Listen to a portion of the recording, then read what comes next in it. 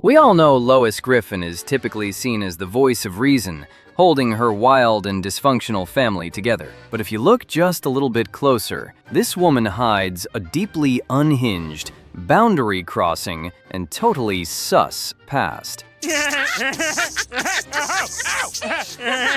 I slept with a black guy. Today, we are breaking down the worst Lois Griffin past history in Family Guy. Let's start the show. Starting off with Season 15, Episode 6, Hot Shots. What happens when Lois takes questionable medical advice from a former Playboy bunny? You get a massive town-wide quarantine and over 100 tragic casualties. In Season 15, Episode 6, Hot Shots, Lois makes a terrible and arrogant decision that eerily predicts the future, almost costing Stewie his life in the process. Before we jump into Lois's absolutely terrible decision-making, let's take a quick look at Peter. Everyone knows how the Joker deals with a bat problem, but Peter's method is arguably even more chaotic than the legendary villain's. Surprisingly, his idea to mount a gun on a toy helicopter doesn't work out. Okay, so now the bat has a gun and the knives I gave him. What? Why would you give him knives? I didn't think it would matter. I was counting on this helicopter thing working. So he grabs a tennis racket and goes on a wild path of destruction, accidentally smacking Stewie right in the head in the process. Bat 1, Stewie 0. Peter, what did you do to Stewie's hand? It could be broken. I didn't mean to. It just sometimes I don't think before I act. Oh, hey, high five. When they get Stewie checked out at the hospital, Dr. Hartman reveals that the baby never actually had any of his childhood vaccinations. As long as you're here, I see Stewie hasn't had his vaccinations yet. Should we take care of that? Well, I suppose so. But hey, mistakes can be fixed, and this is totally something they're going to handle, right? To their credit, like the good parents they can occasionally be, Peter and Lois first decide to read up on the side effects. Unfortunately, this results in them finding an article suggesting a link between autism and vaccinations. And you're probably wondering who this trusted medical information came from? None other than world-renowned, wait, am I reading this right? Former Playboy bunny, Jenny McCarthy. Oh, this ought to be good. Choosing not to vaccinate Stewie just isn't enough for Lois. I can't believe you guys! Don't you realize you're contributing to a potential public health disaster by not vaccinating your child? As she goes about aggressively convincing every other parent in town to do the exact same thing through public anti-vax rallies at the park, and even broadcasting a harmful PSA claiming vaccinations cause autism, paralysis, and even death. I don't believe this. It's bad enough you guys aren't vaccinating Stewie, now you're trying to convince other people to make the same reckless choice? The parents successfully managed to convince most of the town against vaccinating their babies. And wouldn't you know it, a massive measles outbreak hits Stewie's daycare. There's been an outbreak of measles. It's all because everyone stopped vaccinating their kids. Oh my God. This leads to all of Quahog being placed in a strict town-wide lockdown. Is anyone else getting intense 2021 flashbacks right about now? Surprise, surprise, Lois suddenly has a massive change of heart now that the risk of Stewie getting sick is even higher, and she desperately tries to go get him vaccinated. Gotta get to the hospital and get Stewie vaccinated. Well, might be a little too late for that. I kind of destroyed all the vaccines in town. But remember how I mentioned the Joker joke earlier? Yeah. So Peter may not have dealt with a bat like Heath Ledger did, but he did blow up the hospital containing the town's absolute last batch of vaccines. Just like him. Peter ends up getting a taste of his own medicine. Not literal medicine, but he does catch the measles, and even Rupert gets sick too. Please don't ask about the logistics of a stuffed bear getting the measles. It's just too complicated to explain. Stewie quickly runs away from home, terrified that he's next on the list. Peter, Stewie's gone. I've looked everywhere. Oh, Lois, I'm feeling a little better.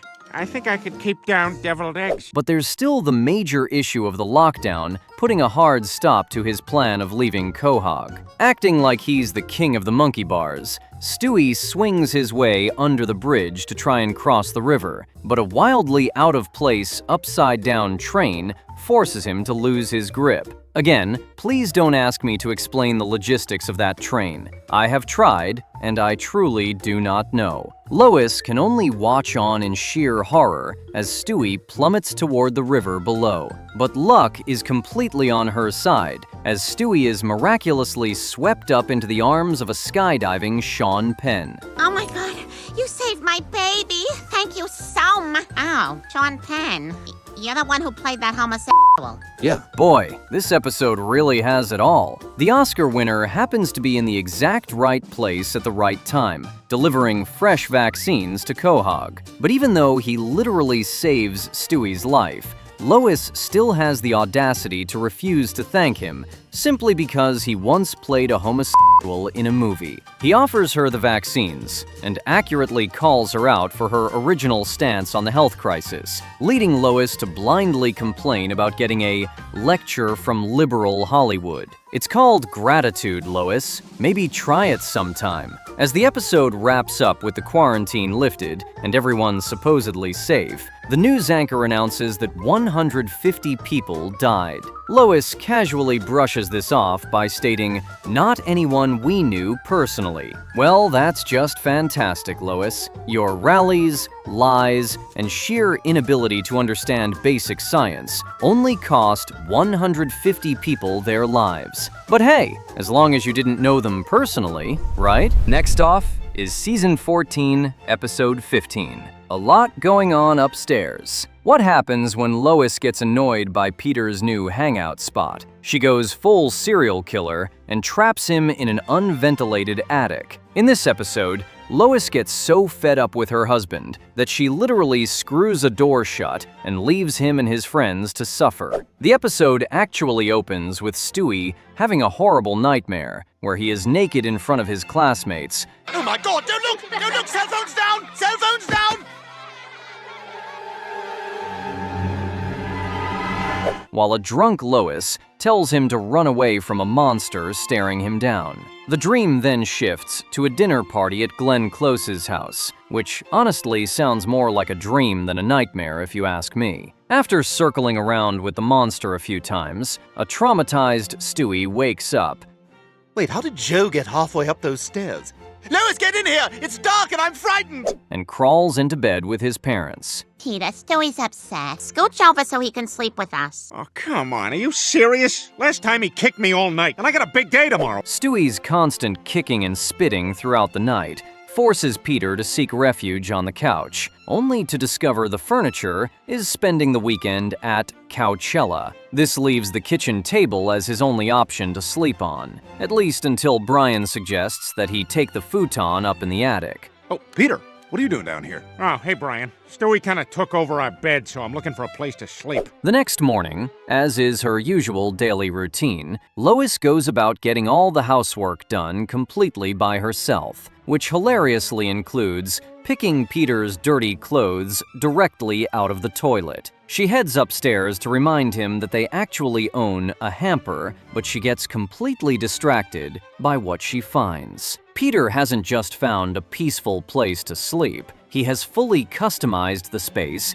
into his own personal man cave. Oh, hey, Lois. Welcome to the Pete Pad, where the dancing's hot, the drinks are hot, everything's just freaking hot. He welcomes Lois to the Pete Pad, proudly declaring it as a place where the dancing is hot, the drinks are hot, and everything is just freaking hot. Lois doesn't understand the appeal of it, but Peter invites Joe, Quagmire, and Cleveland over to hang out in his new exclusive No Girls Allowed spot. How they actually got Joe up those attic stairs is a complete mystery, but it doesn't matter because the guys are having a day of fun that includes having an indoor insulation fight. Hey guys, that definitely cannot be good to inhale. Annoyed, Lois asks Peter to take out the trash, but he simply hands her a coupon he gifted to himself for their anniversary that lets him get out of doing house chores. He hits her with the ultimate Uno reverse card, leaving Lois to do all the chores alone.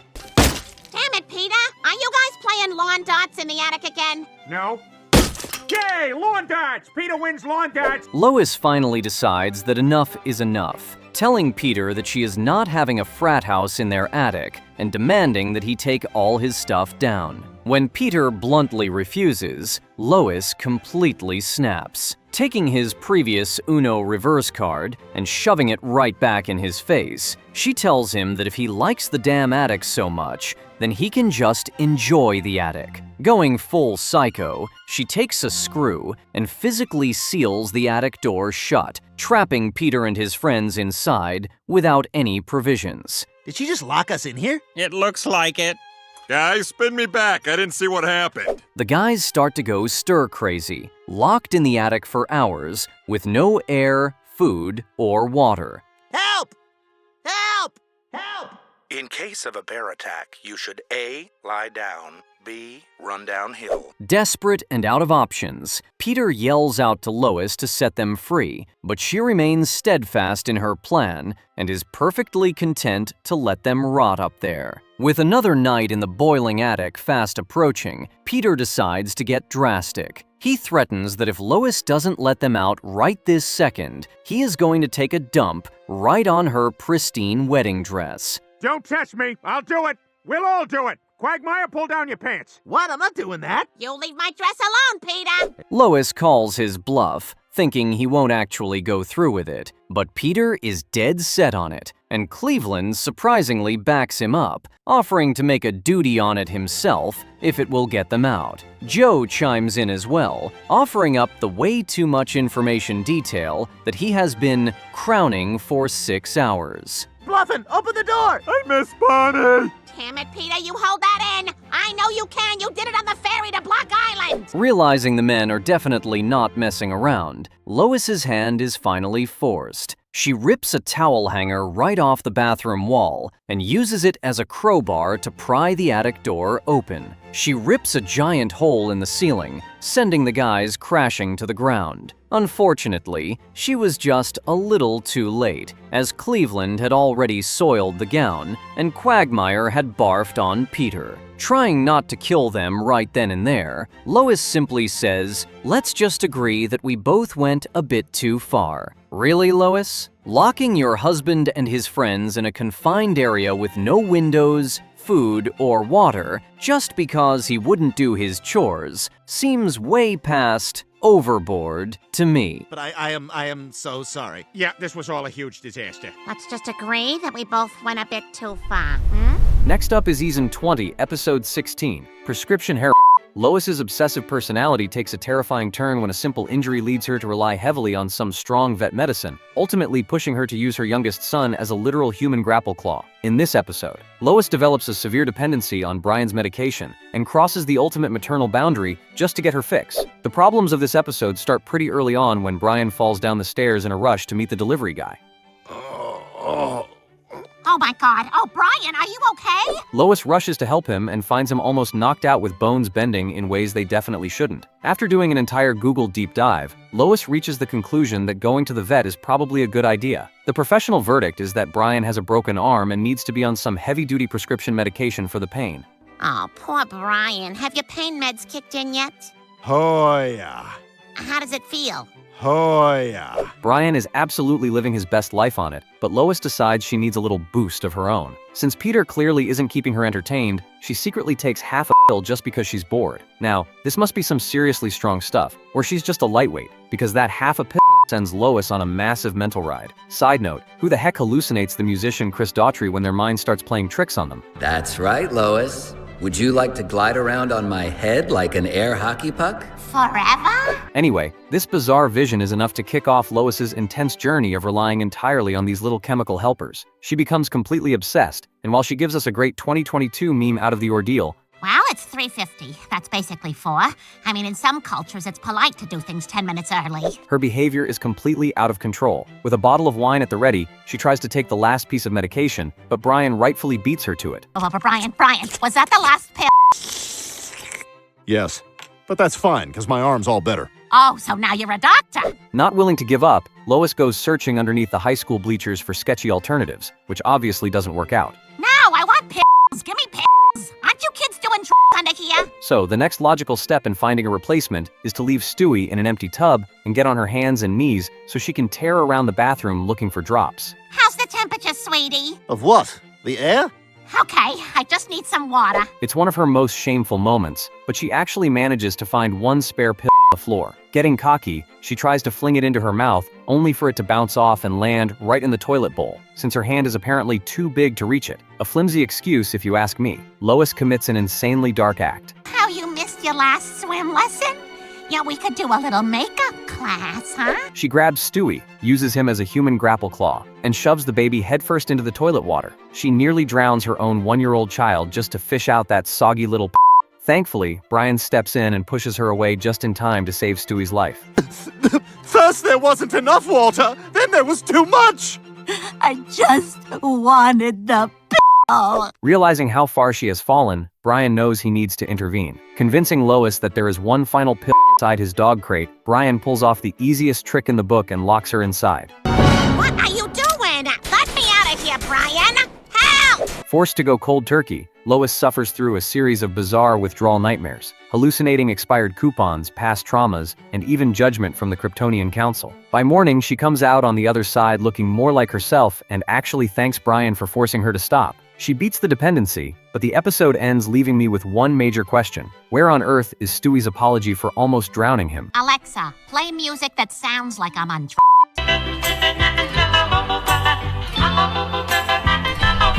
Next up is Season 4, Episode 12. Breaking out is hard to do. What happens when Lois gets a taste for a 5-finger discount? You get a massive crime spree that plunges the entire Griffin family into a life on the run. In this episode, Lois's secret thrill for shoplifting gets her thrown into state prison, forcing Peter to stage a highly illegal family breakout. You know, I might asphyxiate myself just to teach you a lesson. As is her usual routine, Lois goes grocery shopping for the week, but when she goes to pay, she comes up short for a joint of ham. Instead of just putting it back, she shoves it right into her purse, getting her very first taste of the adrenaline rush. When they get home, Brian questions how she got the ham if she was short on money, but Lois uses some quick deflection and somewhat believable lies to get herself in the clear. Hey, she is a handsome woman. Well, look who's carrying a little flame for Glenn Close. What a surprise. Ooh, I have so much stuff to do today. Lois goes shopping again, but this time she steps it up from food, gleefully stealing clothes and expensive jewelry. She's officially a full-blown kleptomaniac. Oh my God, that was such a rush! With all these random new additions showing up in the house, Brian's suspicions grow enough that he actually follows her to an auto parts store. He watches in sheer disbelief as Lois steals an entire car muffler, admitting to the dog that she's just completely hooked on the rush of shoplifting. Brian convinces her to do the right thing and hand back all the items she stole. Okay, Brian. You know you really are a good friend. Let me rub your belly. But Joe Swanson catches her partway through the act. Oh my God, I am so embarrassed. Let me just get my purse. She tries to make a break for it, but Joe is just too good at his job and arrests her for her rampant crimes. During her court trial, the judge actually plans to go lenient on her since it's her first offense. But when he looks down and sees that his wooden gavel is missing, and realizes Lois is the one who took it, he angrily ups her sentence to 2 years in state prison. And of course, Peter arguing with the judge in her defense just earns Lois an extra year on top of that. Okay, 3 years. That was a sneeze. 4 years. I'm sorry. 5 years. You douchebag. All right, 3 years it is. While Lois meets her new cellmates, the Griffin house completely falls apart without her. Hey, what's this? Mustard. Oh, that's right. We had hot dogs last week. You gonna eat that? The mustard on your shoulder? No. Seeing Stewie dragging around the heaviest, most full diaper you've ever seen is enough for Peter to realize they have to break Lois out of jail immediately. One terrible exit plan later, and the Griffins surprisingly make a swift escape all the way to Asiantown. If we're gonna hide out here in Asiantown, we have to find a place to live. Yes, and we should do nothing to draw attention to ourselves as outsiders. They settle into their new lives and pick up odd jobs to stay under the radar. Oh, damn. I say, I seem to have sewn a shoe to my hand. May I go to the nurse? Replace him! But Peter's new career as a sumo wrestler puts him on live TV, instantly revealing their hidden location to Joe. Joe brings the entire police force and a helicopter to track them down, forcing the family to escape into the city sewers. During the intense underground chase, Joe accidentally slips and falls over the ledge, leaving Lois with the choice of running away or saving her friend. I can't hang on! Pretend I'm your child, Lois! Nutmeg, nutmeg! She makes the right choice and pulls him up, even while Joe hilariously yells, "Pretend I'm your child, Lois, not me," Because of her heroic act, Lois is miraculously cleared of her entire prison sentence. That's right, she pays absolutely zero consequences for shoplifting and forcing her family to become fugitives on the run. Okay, so on a count of 3, you try to push me out of the ring, I try to push you out of the ring. Okay, ready? 1, 2, 3.